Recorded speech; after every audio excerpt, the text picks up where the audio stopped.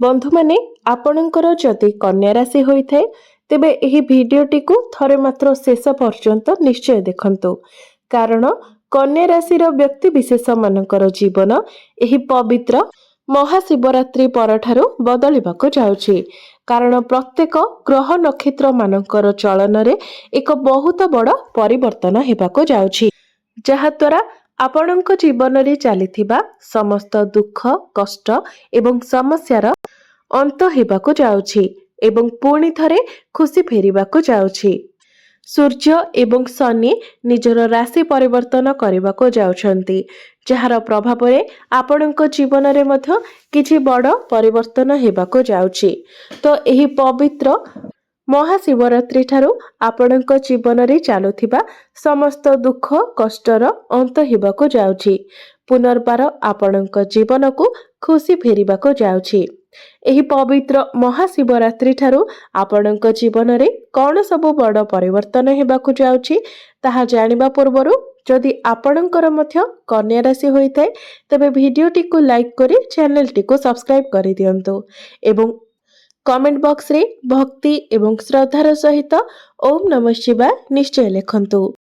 तो बंधु माने पूर्वरु आपणकर स्वास्थ्य खराब रहुथिला, धनजनित समस्या मध्य देखा देउथिला, आपण ऋण नेइथिले किंतु ऋण सुझी पारु नथिले, ऋणर भार आपणक उपरे बढ़ी जाइथिला, आपणकर गृह परिवार रे खुशीर वातावरण नथिला, आपणकर शिक्षा क्षेत्र रे अनेक समस्या देखा देउथिला, आपणकर अनेसेसरी खर्च मध्य हेउथिला, समाज रे आपणकर मान सम्मान कम होई जाइथिला, आपणकर योग्यता थिबा सत्वे मध्य अनेक चेष्टा परे मध्य आपणको चाकरी प्राप्ति होई पारु नथिला, संतान संतति को नै मध्य आपण चिंतित रहुथिले, व्यापार वाणिज्य रे मध्य आपणको क्षतिर सामना करबाको पडुथिला, आपणकर प्रेम जीवन रे मध्य समस्या देखा देउथिला। तो एभली जहाँ भी किछि समस्या आपणको जीवन रे चालुथिला तो एही पवित्र महाशिवरात्रि ठारू ता सबु दूर हेबाको जाउछि। आपणक जीवन रे पुणी थरे खुशी फेरिबाको जाउछि। आपणक जीवन रे पुनर्बार नूतन सूर्योदय हेबाको जाउछि। बंधु माने शुक्र हेउछंती धनर कारक ग्रह, शुक्र हेउछंती मां लक्ष्मीकर स्वरूप। यह व्यतीत शुक्र आपणकर द्वितीय एवं नवम भावर अधिपति अटंती। द्वितीय एवं नवम भावर स्वामी होई शुक्र आपणकर सप्तम भावरे विराजमान अछंती। शुक्र आपणकर सप्तम भावरे उच्चस्थ मध्य अछंती जहा फଳରେ ଏହି महाशिवरात्रि परे आपणଙ୍କୁ संपूर्ण रूप रे आपणଙ୍କ भाग्यर साथ मिलिब। प्रत्येक कार्य रे आपण सफलता प्राप्ति करिवे। भाग्य बल रे आपण कम परिश्रम रे अधिक सफलता प्राप्ति करिवे। धन रोजगार करिवार नुआ नुआ रास्ता आपणଙ୍କୁ मिलिजिव। आपण कोनोसी बड़ इन्वेस्टमेंट करि पारंती, कोनोसी बड़ कार्यर आरंभ मध्य आपण करि पारंती। आपणकर मन धर्म आड़को अग्रसर हेब। धार्मिक कार्यकलाप रे आपणकर मन बलिब कारण गुरु मध्य आपणकर नवम भावरे विराजमान अछंती। आपण कोनोसी धार्मिक स्थान को यात्रा करि पारंती। कन्या राशि व्यक्ति विशेष मानकु जेहेतु भाग्यर संपूर्ण साथ मिलिब तो आपण जदि शेयर मार्केट ट्रेडिंग किंबा स्टॉक मार्केट रे कार्य करूछंती तो ए सबु क्षेत्र रे आपणଙ୍କୁ अधिक सफलता प्राप्ति हेब। आपणଙ୍କୁ अचानक धन प्राप्ति हेब। चारि दिगरु आपणଙ୍କୁ लाभ ही लाभ प्राप्ति हेब। शुक्र आपणଙ୍କର सप्तम भावरे रही आपणଙ୍କର प्रथम भावको देखुछंती। आपणଙ୍କର स्वास्थ्य बहुत भल रहिब। पूर्वरु जदि आपणଙ୍କର किछि स्वास्थ्य जनित समस्या लागि रहुथिला तो सेथिरे मध्य सुधार आसीब। आपण निजको स्वास्थ्यवान अनुभव करिवे।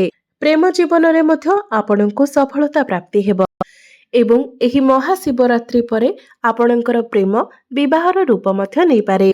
एवं कन्या राशिर व्यक्ति विशेष माने जो मानकर विवाह बयस होई जायथिले मध्य जदि आपणଙ୍କର विवाह होई पारु नथिला तो आपणଙ୍କର विवाह जोग मध्य खोली जीव। शुक्र आपणଙ୍କର सप्तम भावरे अछंती। सप्तम भावटी होइथाय वैवाहिक जीवनर भाव, आपणଙ୍କ जीवन साथीर भाव एवं व्यापार वाणिज्यर भाव। ତ ଶୁକ୍ର ଯେହେତୁ ଆପଣଙ୍କର ସପ୍ତମ ଭାବରେ ଉଚ୍ଚସ୍ଥ ଅଛନ୍ତି ତ ଆପଣଙ୍କର ବୈବାହିକ ଜୀବନ ଭଲ ରହିବ। ମାତ୍ର ଶୁକ୍ରଙ୍କ ସହିତ ରାହୁ ମଧ୍ୟ ଯେହେତୁ ସପ୍ତମ ଭାବରେ ଅଛନ୍ତି ତ ହଠାତ୍ କରି ଆପଣଙ୍କ ମଧ୍ୟରେ ବେଳେବେଳେ କିଛିଟା ଡିଷ୍ଟର୍ବାନ୍ସ ହୋଇପାରେ, କାରଣ ରାହୁ ହେଉଛନ୍ତି ମୁଣ୍ଡବିହୀନ ଗ୍ରହ। ତ ମଝିରେ ମଝିରେ ବେଳେବେଳେ ଏହିସବୁ ସମସ୍ୟା ଦେଖାଦେଇପାରେ। ମାତ୍ର ଶୁକ୍ର ଉଚ୍ଚସ୍ଥ ଥିବା ହେତୁ ଆପଣଙ୍କର ଜୀବନସାଥୀଙ୍କର କ୍ୟାରିୟରରେ ଗ୍ରୋଥ୍ ହେବ। ଯେଉଁ ଦମ୍ପତିମାନେ ସନ୍ତାନର କାମନା ରଖିଥିଲେ ତ ଏହି ମହାଶିବରାତ୍ରି ପରେ ଆପଣଙ୍କୁ ସନ୍ତାନର ସୁଖ ମଧ୍ୟ ପ୍ରାପ୍ତି ହେବ। ପ୍ରେମ ଜୀବନରେ ମଧ୍ୟ ଆପଣଙ୍କୁ ସଫଳତା ମିଳିବ। ପୂର୍ବରୁ ଯଦି ଆପଣଙ୍କର ପ୍ରେମ ଜୀବନରେ କିଛି ସମସ୍ୟା ଥିଲା ତ ସେହି ସମସ୍ୟା ମଧ୍ୟ ଦୂର ହୋଇଯିବ। ଶିକ୍ଷା କ୍ଷେତ୍ରରେ ମଧ୍ୟ ବିଦ୍ୟାର୍ଥୀମାନଙ୍କୁ ବହୁତ ଅଧିକ ସଫଳତା ମିଳିବ। ଆପଣ ଉଚ୍ଚଶିକ୍ଷା କରିବା ପାଇଁ ବାହାରକୁ ଯାଇପାରନ୍ତି କିମ୍ବା କୌଣସି ନୂତନ ସ୍ଥାନରେ ଆପଣ ଆଡମିସନ୍ ନେଇପାରନ୍ତି। ଏହି ମହାଶିବରାତ୍ରି ପରେ ଯଦି ଆପଣଙ୍କର କୌଣସି ଏକ୍ଜାମ୍ ରହିଛି ତ ସେଥିରେ ମଧ୍ୟ ନିଶ୍ଚିତ ଭାବରେ ଆପଣ ସଫଳ ହେବେ। ଏହାଛଡ଼ା ଯଦି ଆପଣଙ୍କର କୌଣସି କମ୍ପିଟିଟିଭ୍ ଏକ୍ଜାମ୍ ରହିଛି ତ ସେଥିରେ ମଧ୍ୟ ଆପଣ ଉତ୍ତୀର୍ଣ୍ଣ ହେବେ। ବନ୍ଧୁମାନେ, ଆପଣଙ୍କର ରାଶିର ଅଧିପତି ବୁଧ ଆପଣଙ୍କର ଷଷ୍ଠ ଭାବରେ ବିରାଜମାନ ଅଛନ୍ତି। ତେବେ ରାଶିର ଅଧିପତି ଯେତେବେଳେ ତୃତୀୟ, ଅଷ୍ଟମ, ଷଷ୍ଠ ଏବଂ ଦ୍ୱାଦଶ ଭାବରେ ଥାନ୍ତି ତ ସେତେବେଳେ ଏହା ଟିକେ ଖରାପ ରହିଥାଏ, କାରଣ ଏହିସବୁ ସ୍ଥାନ ଗୁଡ଼ିକୁ ଦୁଷ୍ଟ ସ୍ଥାନ ମନାଯାଇଥାଏ। ତେଣୁ ଏହି ସମୟରେ ଆପଣ ନିଜର ଶତ୍ରୁମାନଙ୍କ ଠାରୁ ଦୂରେଇ ରହିବା ପାଇଁ ଚେଷ୍ଟା କରନ୍ତୁ। କୌଣସି ପଲିଟିକ୍ସରେ ଆପଣ ପଡ଼ନ୍ତୁ ନାହିଁ। ଋଣ କରଜ ଠାରୁ ମଧ୍ୟ ବନ୍ଧୁମାନେ, ବୃହସ୍ପତି ଆପଣଙ୍କର ଭାଗ୍ୟ ସ୍ଥାନରେ ଅଛନ୍ତି, ବହୁତ ଭଲ ସ୍ଥିତିରେ ଅଛନ୍ତି, ଯାହାଫଳରେ ଆପଣଙ୍କୁ ଆପଣଙ୍କ ଭାଗ୍ୟର ପୂର୍ଣ୍ଣ ରୂପରେ ସାଥ ମିଳିବ। କୌଣସି ଧାର୍ମିକ ସ୍ଥାନରେ ଆପଣ ନିଜର ଅର୍ଥ ଖର୍ଚ୍ଚ କରିପାରନ୍ତି। ଶୁକ୍ର ହେଉଛନ୍ତି ଆପଣଙ୍କର ଦ୍ୱିତୀୟ ଭାବ ଅର୍ଥାତ୍ ଧନ ଭାବର ଅଧିପତି। ତ ଆପଣଙ୍କୁ ନୂତନ ରୋଜଗାରର ବାଟ ମିଳିଯିବ। ପାରିବାରିକ ସୁଖ ମଧ୍ୟ ଆପଣଙ୍କୁ ପ୍ରାପ୍ତି ହେବ। ଆପଣଙ୍କର ସପ୍ତମ ଭାବରେ ଶୁକ୍ର ଉଚ୍ଚସ୍ଥ ଥିବା ହେତୁ ଆପଣଙ୍କର ବ୍ୟାପାର ବାଣିଜ୍ୟରେ ମଧ୍ୟ ଆପଣଙ୍କୁ ଲାଭ ପ୍ରାପ୍ତି ହେବ। ଆପଣ କୌଣସି ନୂତନ ବ୍ୟବସାୟ ମଧ୍ୟ ଆରମ୍ଭ କରିପାରନ୍ତି। ଆପଣଙ୍କର ଡେଲି ଇନକମ୍ ବଢ଼ିବ। ଆପଣଙ୍କର ଫାଇନାନ୍ସିଆଲ ଗ୍ରୋଥ୍ ହେବ। ଏହି ମହାଶିବରାତ୍ରି ପରେ ଆପଣଙ୍କର କିଛି ଧନ ସଞ୍ଚୟ ହୋଇପାରେ। ଆପଣ ପଇସା ସଞ୍ଚୟ କରିବାରେ ସମର୍ଥ ହେବେ। ଯଦି ଆପଣଙ୍କର ଷ୍ଟେସନାରୀ ସପ୍, ବିୟୁଟି ପାର୍ଲର, କନଷ୍ଟ୍ରକ୍ସନର କାମ, ଲୌହ ଜାତୀୟ କାମ କିମ୍ବା କୃଷି ଭିତ୍ତିକ କାର୍ଯ୍ୟ ରହିଥାଏ ତ ଏସବୁ କ୍ଷେତ୍ରରେ ଆପଣଙ୍କୁ ବହୁତ ଅଧିକ ସଫଳତା ପ୍ରାପ୍ତି ହେବ। ଆପଣମାନେ ଯଦି ଅନଲାଇନରେ କାର୍ଯ୍ୟ କରୁଛନ୍ତି, ଡିଜିଟାଲ କ୍ଷେତ୍ରରେ ଅଛନ୍ତି, ମାର୍କେଟିଂର କାର୍ଯ୍ୟ କରୁଛନ୍ତି କିମ୍ବା ଆପଣ ଯଦି ଶିକ୍ଷକ ଅଛନ୍ତି ତ ଏସବୁ କ୍ଷେତ୍ରରେ ନିଶ୍ଚିତ ଭାବରେ ଆପଣଙ୍କୁ ସଫଳତା ପ୍ରାପ୍ତି ହେବ।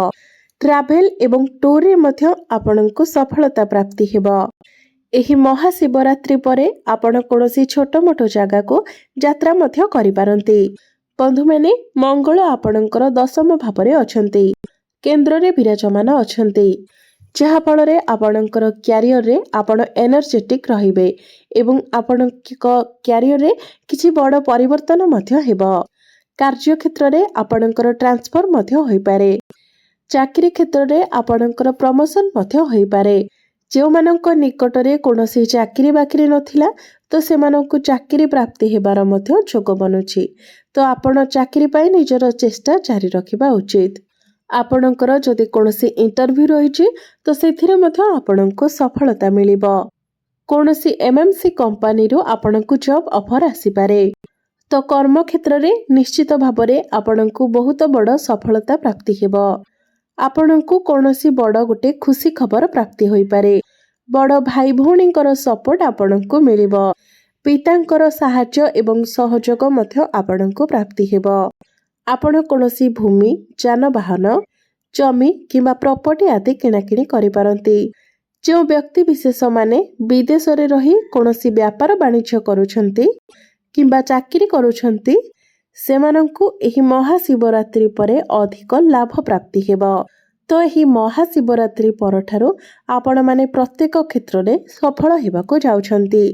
ତେବେ ଅଧିକ ଶୁଭତ୍ୱ ପ୍ରାପ୍ତି କରିବା ପାଇଁ ଆପଣ ପ୍ରତ୍ୟେକ ଦିନ ଗଣେଶଙ୍କର ଆରାଧନା କରନ୍ତୁ ଏବଂ ବୁଧବାର ଦିନ ଆପଣ ପ୍ରଭୁ ଗଣେଶଙ୍କୁ ଦୁବ ଅର୍ପଣ କରନ୍ତୁ ଏବଂ ଗୋମାତାଙ୍କୁ ସବୁଜ ଚାରା ଖାଇବାକୁ ଦିଅନ୍ତୁ। ଏହାଛଡ଼ା ଆପଣ ପ୍ରତ୍ୟେକ ଦିନ ବୁଧଙ୍କର ବୀଜ ମନ୍ତ୍ର ମଧ୍ୟ 108 ଥର ଜପ କରନ୍ତୁ। ଏହା ବ୍ୟତୀତ ପ୍ରତ୍ୟେକ ଦିନ ଆପଣ ହନୁମାନ ଚାଳିଶାର ପାଠ କରିବା ସହିତ ପ୍ରତ୍ୟେକ ଦିନ ଉଦିତ ସୂର୍ଯ୍ୟଙ୍କୁ ଆପଣ ତମ୍ବା ପାତ୍ରରେ ଜଳାର୍ଘ୍ୟ ଅର୍ପଣ କରନ୍ତୁ। ନିଶ୍ଚିତ ଭାବରେ ସମସ୍ତ ଅଶୁଭତ୍ୱ ଗୁଡ଼ିକ ଖଣ୍ଡନ ହୋଇ ଆପଣଙ୍କୁ ଅଧିକ ଶୁଭତ୍ୱ ପ୍ରାପ୍ତି ହେବ। ତ ବନ୍ଧୁମାନେ, ଆପଣଙ୍କର ଜୀବନ ମଙ୍ଗଳମୟ ହେଉ, ଏହା ହିଁ ଈଶ୍ୱରଙ୍କ ନିକଟରେ ମୋର ପ୍ରାର୍ଥନା। ଧନ୍ୟବାଦ।